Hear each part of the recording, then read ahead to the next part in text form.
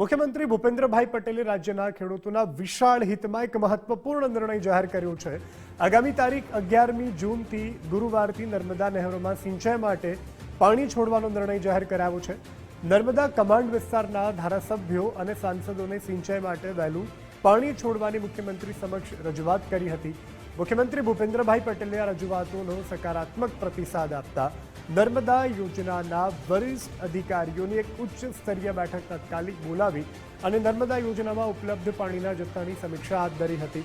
મુખ્યમંત્રીએ ખેડૂતોના પાક માટે સિંચાઈના પાણીની જરૂરિયાતને ધ્યાનમાં લઈ અને નર્મદા યોજનાની નહેરોમાંથી સિંચાઈ માટે આયોજન કરતા વહેલા એટલે કે તારીખ 11 જૂને પાણી છોડવાના દિશા નિર્દેશો આ બેઠકમાં આપ્યા।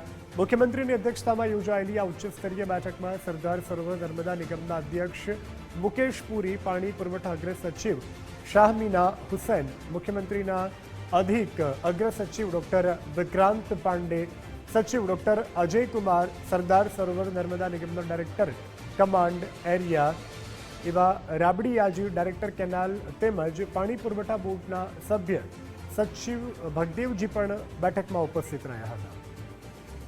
સંવાદદાતા નિકુંજ વધુ વિગત સાથે જોડાઈ ચૂક્યા છે। નિકુંજ, આ ઘટનાને લઈ શું વધુ વિગતો?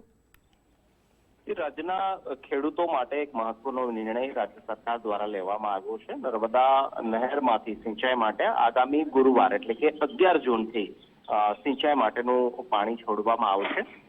મહત્વનું છે કે નર્મદા કમાન્ડ વિસ્તારની અંદર આવતી જે કેનાલો છે તે કેનાલોની અંદર આ પાણી છોડવાના કારણે ખેડૂતોને સિંચાઈ માટે લાભ મળશે।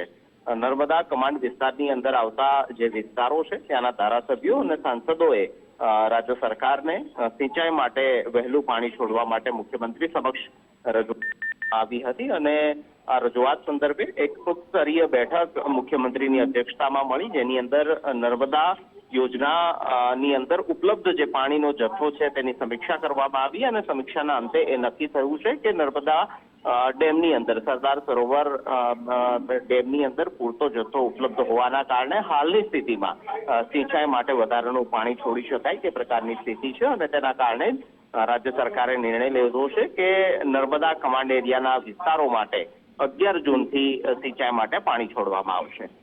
જી નિકુંજ, જાણકારી બદલ આભાર।